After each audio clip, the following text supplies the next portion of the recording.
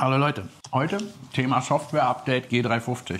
Vielleicht habt ihr schon mal festgestellt, kennt ihr alle, Luxusprobleme, anfahren ist ein bisschen lame, die Gasannahme ist auch, sie überlegt immer ein bisschen, übertrieben jetzt alles so klar, aber zur Visualisierung, überlegt immer so ein bisschen. Wir können das optimieren, wir haben eine Software, die wir zusammen mit dem Hersteller und dieser Problematik hier entwickelt haben, ja. Also wir haben die nicht entwickelt, sondern die wurde so entwickelt. Wir haben halt die Probleme alle immer angesprochen. Und jetzt haben wir hier eine Software, die mehr oder weniger eine offizielle Software ist. Wir bewegen uns nach wie vor im gesetzlichen Rahmen. Ja, wir verändern jetzt keine Abgaswerte oder sonstiges.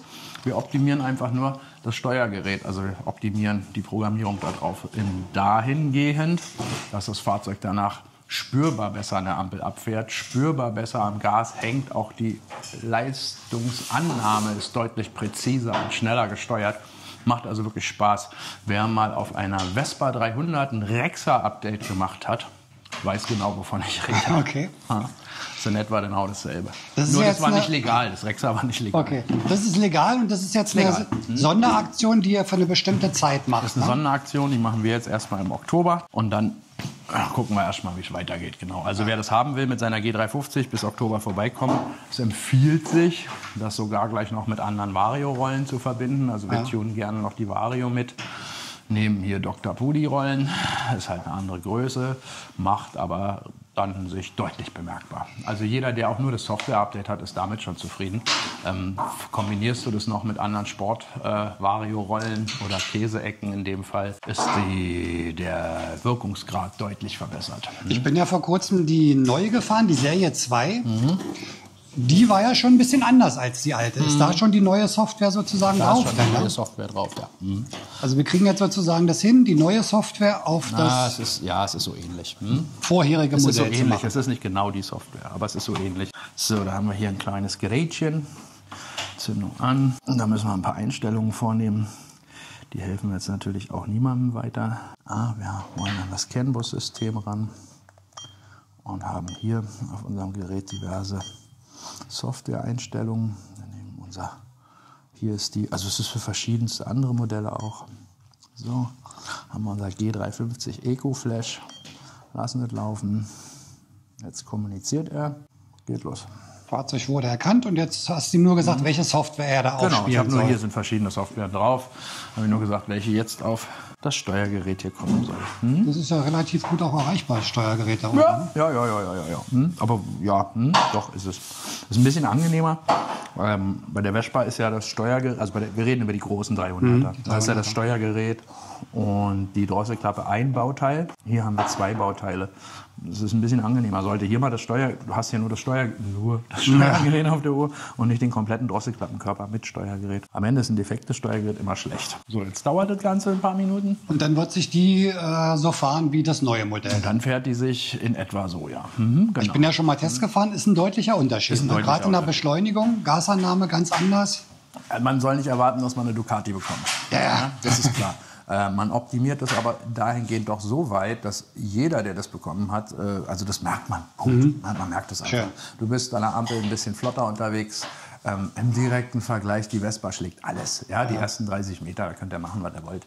Aber hier, das ist deutlich, wir reden über Luxusprobleme. Ja, also du kannst ja neben eine Vespa auch einen 35 PS BMW-Roller stellen, das hat keine Chance. Ja, die ersten 30 Meter wohlgemerkt. Danach sieht die Welt anders aus.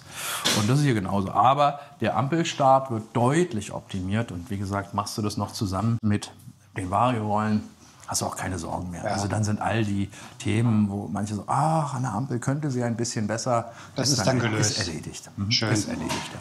Also ein lohnendes Update. Was Absolut. kostet das Ganze, wenn das bei euch gemacht wird? Wir nehmen Honi. Honi kostet das Update und das ist ein Drittel von dem Rexa-Update. Okay. Ja, das ist doch gut. Und es macht ja eine Menge aus, bevor man jetzt irgendwelche anderen Tuning-Maßnahmen macht. Absolut lohnenswert.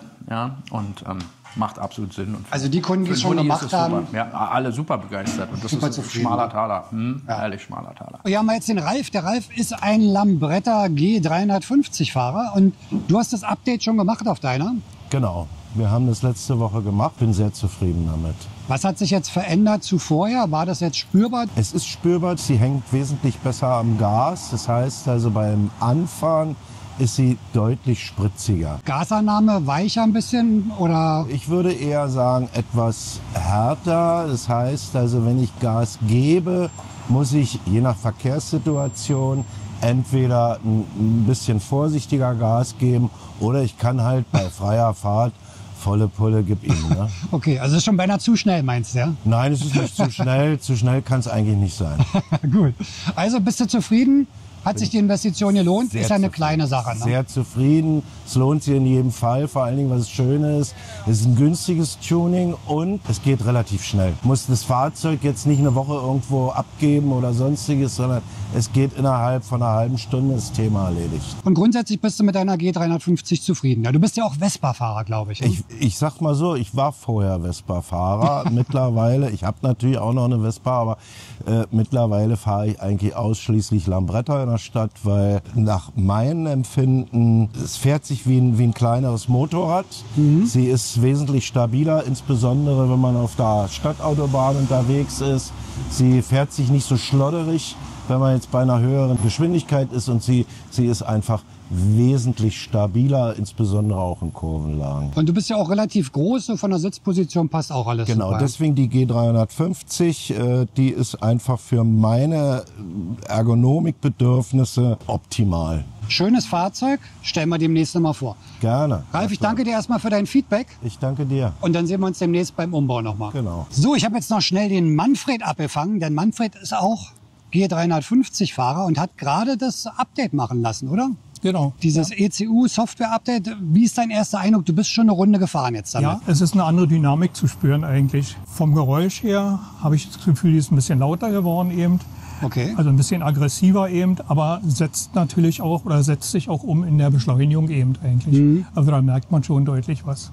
War jetzt ein bisschen ungünstig, als ich meine erste Fahrt hatte, war es nass eben und war also nun habe mich nicht ganz so getraut, wie es ansonsten der Fall wäre eben, ja. Aber du merkst schon einen Unterschied Aber jetzt es zu ist ein vorher. Unterschied zu merken. Und jetzt ist meine einzigste Sorge noch ein bisschen, wie wirkt sich die Sache auf den Spritverbrauch aus eben, ja. Da kannst du uns ja mal dann ein Feedback geben, wenn du das getestet hast. Dürfte aber normalerweise kein großer Unterschied sein. Hoffe ich mal, oder was? Aber wenn die Gasannahme jetzt alles ein bisschen knackiger ist und gerade so dieses Anfahrloch ist, glaube ich, auch weg. Ja, ja. Ne? Na klar. Das war ja bei der G so ein kleines Problem, dass die am Anfang immer so ein kleines Loch hatte. Ne? Genau. Und aus dem Alter, wo ich nun wirklich jedes Rennen gewinnen will, oder was, bin ich also mittlerweile auch raus. Ach Quatsch!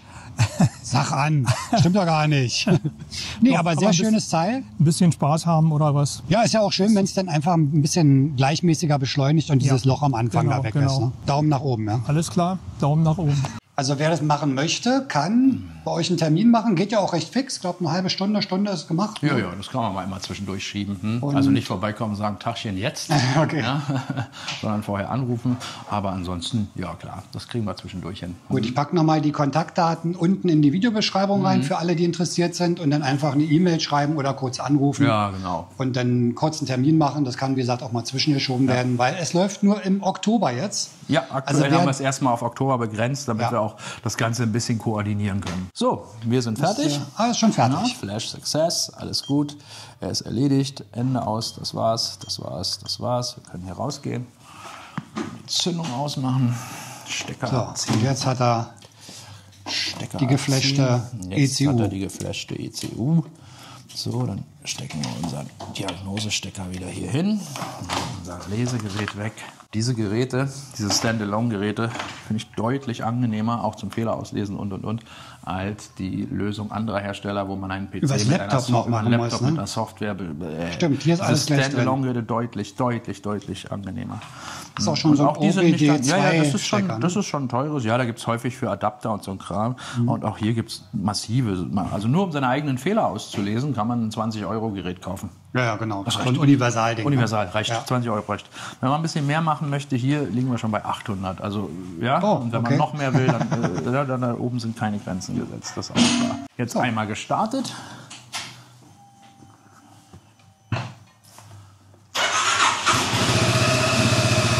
Luft. Und was man da gleich feststellt auch, die Leerlaufdrehzahl ist ungefähr so um 100, 200 Umdrehungen hochgesetzt. Ganz Ah, läuft alles ein bisschen smoother Läuft jetzt. alles ein bisschen smoother.